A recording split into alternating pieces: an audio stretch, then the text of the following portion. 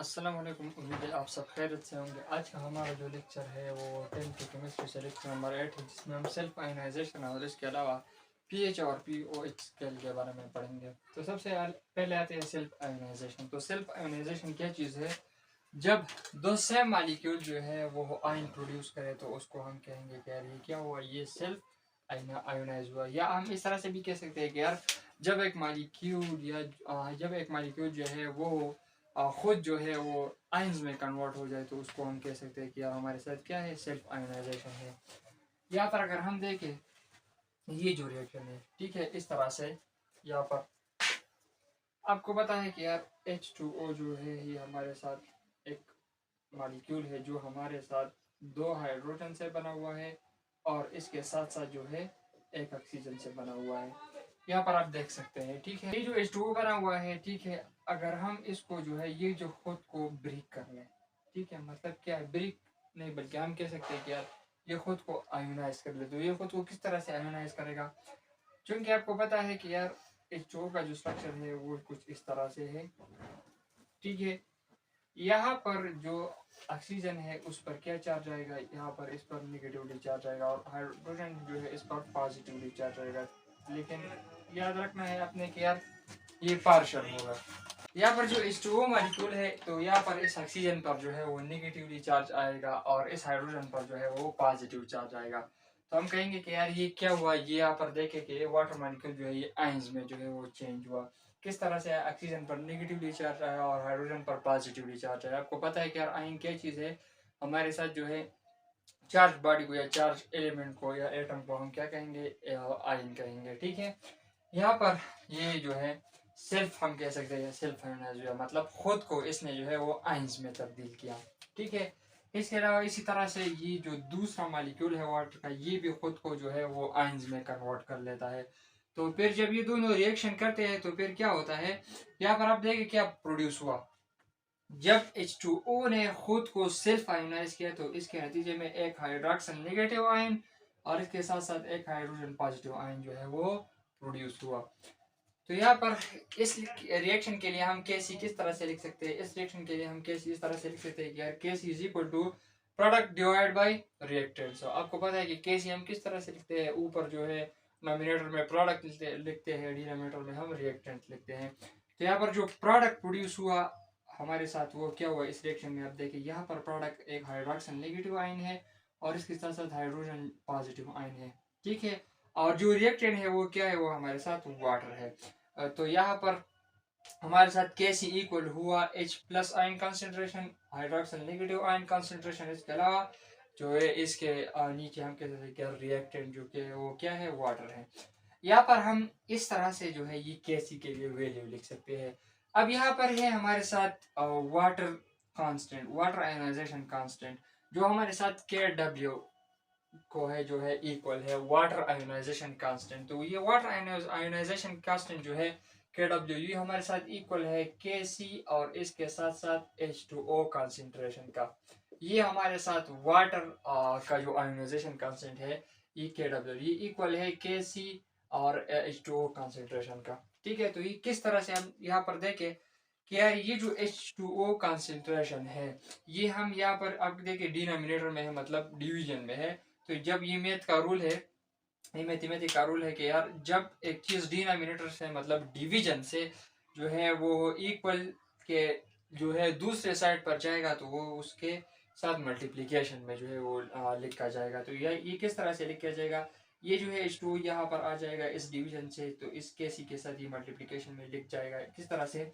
ये इक्वल होगा KCH2O concentration मतलब मल्टीप्लाइड बाय, ठीक है। और ये इक्वल होगा H प्लस आयन कंसंट्रेशन और हाइड्रोक्सिल नेगेटिव आयन कंसंट्रेशन, ये यहाँ पर इक्वल हुआ।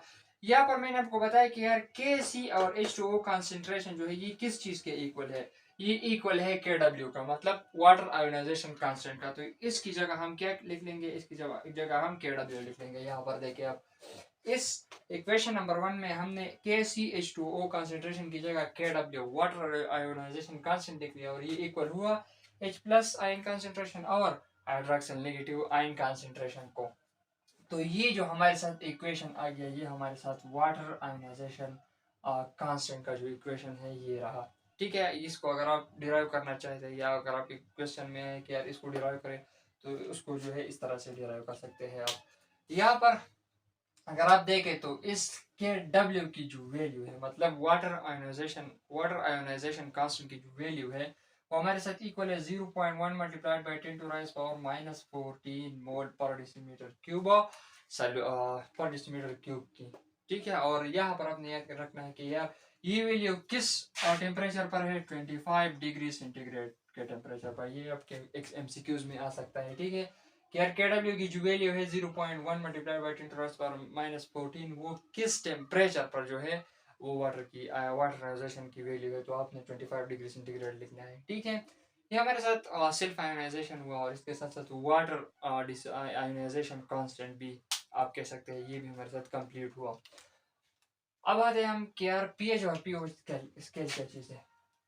तो pH और PO स्केल हमारे साथ सिंपली ये है कि यार ये जो pH और PO स्केल ये हमारे साथ एसिडिटी और बेसिसिटी एक चीज़ की जो है वो हमें शो करेगी। ठीक है, इससे पहले अगर हम आए कि यार ये pH और PO स्केल ये किसने प्रपोज किया था, तो ये हमारे साथ एक साइंटिस्ट पीटर लॉरेंसन जो है उसने जो है पेश किया था 1909 में हमारे साथ पीटर लॉरेंस सोरेनसन जो है उसने ये पीएच और पीओ स्केल की जो है पेश किया था। तो इसमें क्या है, इसमें हमारे साथ अगर आप देखें तो एक जो है पीएच है, दूसरा हमारे साथ पीओएच है। तो पीएच हमारे साथ क्या है, तो पीएच हमारे साथ क्या शो करेगा, ये हमारे साथ जो है वो एसिड शो करेगा। मतलब इस तरह से भी आप कह सकते हैं कि यार पीएच हमारे साथ जो है वो हाइड्रोजन पॉजिटिव आयन कंसंट्रेशन जो है उसको शो करेगा।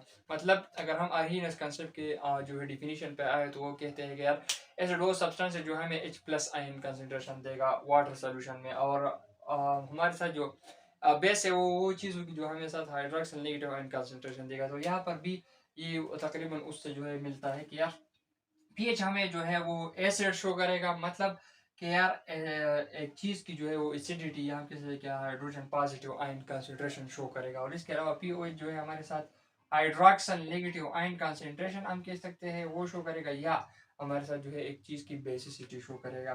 तो यहाँ पर ये हमारे साथ आ गए। ठीक है, तो पीएच और पीओएच स्केल की डिफिनेशन भी आप इस तरह से लिख सकते हैं कि यार ये हमारे साथ वो स्केल है जिसके थ्रू हम जो है वो पावर ऑफ एसिड और बेस जो है वो मालूम कर सकते हैं। मतलब कि यार एक चीज़ जो है वो कितना बेसिक है, कितना जो है वो एसिडिक है, उसका जो पावर है उसका जो पावर है वो हम मालूम कर सकते हैं। यहाँ पर अगर हम देखें तो ये हमारे साथ एक पीएच और पीओएच स्केल है।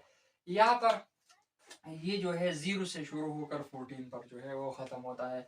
और इसका जो मिड है, मतलब ये जो 7 मिड इसका 7 आया ना, क्योंकि ये 14 है तो इसका मिड 7 आया। तो ये इसका जो 7 या ये जो मिड है ये हमारे साथ क्या, ये न्यूट्रल होगा। ठीक है, जब किसी चीज़ का जो पीएच और पीओ स्केल में जो वैल्यू है वो 7 आ गई तो आप कह सकते हैं कि यार ये हमारे साथ न्यूट्रल चीज़ है। और जब इसकी वैल्यू जो है वो 7 से कम होगी, ठीक है, तो हमारे साथ एसिड होगा वो चीज़।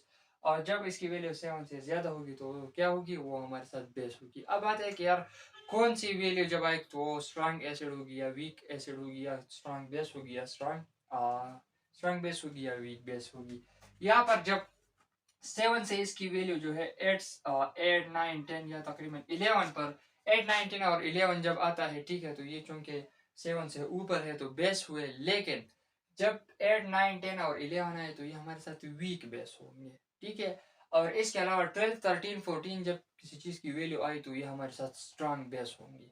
ठीक है, और इस तरह से चूंकि 7 से कम हमारे साथ एसिड है तो जब 7 से कम 4 तक जो एसिड की वैल्यू आएगी तो हमारे साथ वीक एसिड होगा। ठीक है, और इससे जो बहुत ज़्यादा कम होगी, मतलब 3 to 1 आएगी तो वो बहुत ही ज़्यादा एसिडिक होगा। ठीक है, वो चीज़ तो ये हमारे साथ तो ये हमारे साथ पीएच और पीओएच जो स्केल है उसके बारे में मालूमात। इसके अलावा जो है अगले लेक्चर में हम आपको बताएंगे कि यार जब एक हमारे साथ एक न्यूमेरिकल आए कि यार उसमें जो है पीएच या पीओएच मालूम करें तो वो किस तरह से मालूम करेंगे। तो इंशाल्लाह ताला वो जो है हम अगले लेक्चर में पीएच और पीओएच स्केल के जो वैल्यूज़ है वो मालूम करेंगे। तो उम्मीद है आज का लेक्चर आप समझ गए होंगे। हमारे इस वीडियो को लाइक करें, अपने दोस्तों के साथ शेयर करें और हमारे YouTube channel student coaching academy को सब्सक्राइब करें। तो इंशाल्लाह ताला मिलेंगे अगले लेक्चर में, उस वक्त तक अल्लाह हाफिज़।